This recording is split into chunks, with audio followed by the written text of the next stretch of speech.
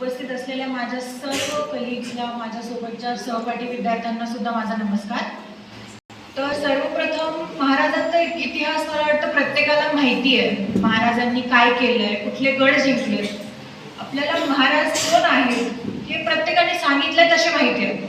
पण महाराजांना समजून घेण्यासाठी महाराज स्वतःमध्ये काय होते हे आपल्याला माहिती आहे का? महाराजांचा इतिहास, महाराजांनी जिंकलेले गड, आपल्यासमोर महाराज आलेले एक हिंदवी राष्ट्र याचे राजे म्हणून महाराज आपल्या समोर आले. महाराज मराठ्यांचे राजे किंवा आपल्यामध्ये महाराज 3 नावाने प्रचलित आहेत. पहिलं म्हणजे गो ब्राह्मण प्रतिपालक राजा, दुसरं म्हणजे मुसलमान विरोधी आणि हिंदू राजा, पण तिसरं म्हणजे लोक कल्याणकारी राजा. तर ह्यातलं कुठलं योग्य आहे आपल्या महाराजांसाठी? अगदी बरोबर. मग हे महाराजांचं नाव मुस्लिम विरोधी किंवा गो ब्राह्मण प्रतिपालक हे कधी पडलं? महाराज तर कधीच कुठल्या धर्मासाठी किंवा धर्माचा प्रसार करण्यासाठी राजे झाले नाहीत. रादर जो व्यक्ती धर्माचा प्रसार करतो तो संत महंत याच्यामध्ये येतो. महाराज आपले राजे होते. हा जो झालाय हे 1857 मध्ये जो उठाव झाला होता, पहिला क्रांतिकारी उठाव, ज्याच्यामध्ये इनिशिएशन किंवा आपण म्हणू शकतो जी ठिणगी टाकली होती मंगल पांडेनी, तिथून हा उठाव झाला. त्याच्यामध्ये त्यांचा जो सहभाग दिला होता तो बहादूर शाह जफर, झाशीची राणी, तात्यासाहेब टोपे यांनी त्याच्यामध्ये त्यांचा साथ दिलेला. तर हा उठाव जो झाला होता हा ब्रिटिश कालामध्ये झाला होता. ब्रिटिश तर आपल्याला सर्वांना माहिती आहे की ब्रिटिशचं मेन जे त्यांचा अजेंडा होता भारतावरती रूल करण्याचा तो होता डिवाइड अँड रूल. आपल्या राजांनी सर्व धर्मांना एकत्र आणलं होतं. सर्व धर्मांना एकत्र आणल्यानंतर ब्रिटिशसाठी हे खूप कठीण होतं की त्यांनी आपल्या राष्ट्रामध्ये येऊन आपल्यावरती रूल करावं. त्यासाठी त्यांना डिवाइड आणि रूल केला. डिवाइड अँड रूल कसं केलं तर त्यांनी आपल्यासमोर काही फॅक्ट्स प्रस्तुत केले.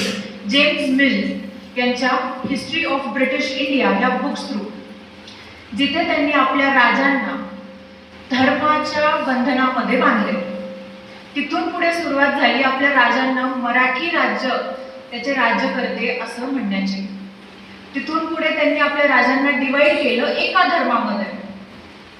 मराठा जो राष्ट्र होता ह्या राजांच्या कार्यकालानंतर अटक इथपर्यंत अफगाणिस्तानच्या बॉर्डर पर्यंत होता. मग आपला राजा फक्त महाराष्ट्रापर्यंत सीमित का? बरोबर. मग आपण आपल्या राजांना फक्त महाराष्ट्राचा राजा किंवा महाराष्ट्राचे लोकनेते किंवा मराठ्यांचा राजा असं का म्हणतो? महाराष्ट्रात येऊन महाराष्ट्राचे असलेले, ठीक आहे आपल्या इकडचे स्थायिक होते, पण याचा अर्थ आपण त्यांना इकडचे लोकल नेते बनवून ठेवायचं आहे का? आपला राजा जो जगभर प्रचलित झाला पाहिजे, आपण त्यांना एका धर्मामध्ये का बांधतोय? आपले राजे मानत होते काही संतांना. संत तुकाराम झाले, ज्ञानेश्वर महाराज झाले. आपल्याला महाराजांना जर का समजून घ्यायचं असेल तर आपल्याला या संतांनाही समजून घेणं तेवढंच गरजेचं आहे जे त्यांच्या विचारशैलीवरती चालत होते. मग आपण जेव्हा महाराजांना ऍड्रेस करतो तेव्हा माझा राजा किंवा आमचा राजा असं म्हणून आपण त्यांना का बांधतो? आणि इतिहासामध्ये असं कुठलंही फॅक्ट्सचं बुक नाहीये ज्याच्यामध्ये कुठलाही राजा हा एक धर्माला प्रसार करण्यासाठी राजा बनला. As per history and as per records फक्त एक एक्सेप्शनल राजा आहे, जो म्हणजे सम्राट अशोका, जो धर्माचा प्रसार करण्यासाठी राजा बनलेला, ज्यांनी बौद्ध धर्माचा प्रचार करण्यासाठी राज्य केलं. इतर कुठलाही राजा हा धर्माचा प्रसार करण्यासाठी राजा नाही बनला. मोगल आले, मोगलांनी आपल्यावरती रूल केलं, मोगलांनी आपल्याला लुटलं, पण ते लूट कुठे घेऊन गेले? इथेच ठेवून गेले. ब्रिटिश आले, ब्रिटिशांनी लुटलं आणि ते इथून निघून गेले. त्यांना फक्त लूट हवी होती. त्यासाठी त्यांना इथलचं राज्य किती विस्कटतंय, किती छान राहतंय त्याच्याशी काहीही संबंध नव्हता.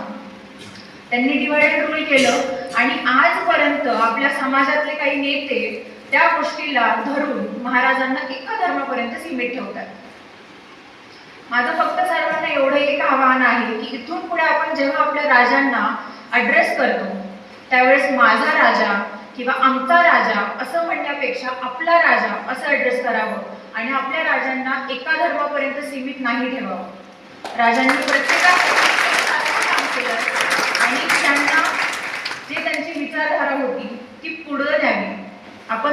सीमित करू नये. स्त्रियांसाठी पण भरपूर काम केलंय राजांनी. वुमन एम्पॉवरमेंट जे आपण म्हणतो ते आपल्या राजांनी आणलं. पडद्या आड राहणाऱ्या स्त्रियांच्या हाती तलवारी आपल्या राजांनी दिल्यात. क्रॉप बद्दल आपण आता शेतीबद्दल जर बोलायला गेलो तर क्रॉप इन्शुरन्स हे आपल्या राजांच्या काळामध्ये आलेलं आहे. ह्या सगळ्या गोष्टी आपल्या राजांनी केल्या. ह्या फक्त मराठ्यांसाठी नाही किंवा हिंदू धर्मासाठी नाही, हे प्रत्येक धर्मासाठी होतं. त्यांनी ना एका धर्माची कधी बाजू घेतली आणि ना त्यांनी कुठल्या धर्माला वेगळं काढलं. त्यामुळे फक्त एक विनंती आहे, राजांना एका धर्मापर्यंत सीमित ठेवू नका. जय जिजाऊ, जय शिवराय.